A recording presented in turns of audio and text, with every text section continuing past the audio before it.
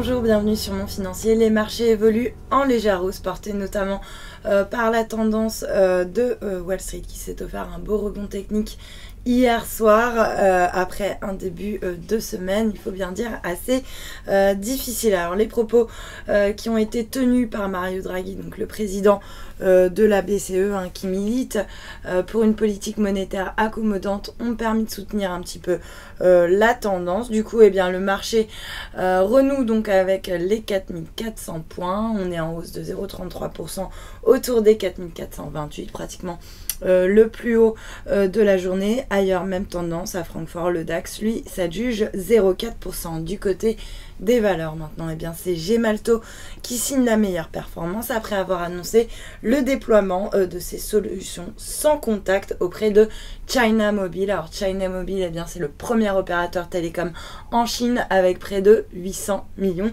d'abonnés, donc un beau contrat pour Gemalto. Le marché lui rend bien d'ailleurs, et puis on a également Airbus qui est très bien orienté après avoir relevé ses prévisions du marché aéronautique mondial. Il le chiffre donc à 4600 milliards de dollars d'ici les 20 prochaines années, ce qui l'encourage bien sûr à envisager une hausse de sa production. À l'inverse, Danone redonne 1,8%, plombé par JP Morgan qui vise 48 € sur le dossier. Puis on notera également que le secteur automobile est très bien orienté avec sur le CAC Valeo et Renault qui s'adjugent respectivement 1,57 et 1,16%. Et puis sur le SBF 120, c'est Plastic Omnium qui fait la course en tête avec un gain de 4,15%. Sur le marché d'échange, en revanche, l'euro lui continue de s'enfoncer dans le rouge, une baisse assez marquée d'ailleurs, puisque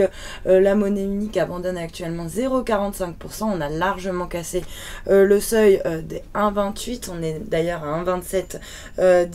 À noter qu'il perd également 0,37% par rapport au yen. On repasse sous le seuil des 138 yens. Et puis la paire dollar-yen, elle reste parfaitement stable autour des 109,28 yens. Et puis l'once d'or en revanche qui continue vraiment de reculer, notamment en raison de la hausse du billet vert, et puis également à cause des politiques monétaires qui sont extrêmement accommodantes à la fois aux États-Unis et puis en Europe. Résultat, on a une once d'or qui redescend donc à 1209 $ seulement.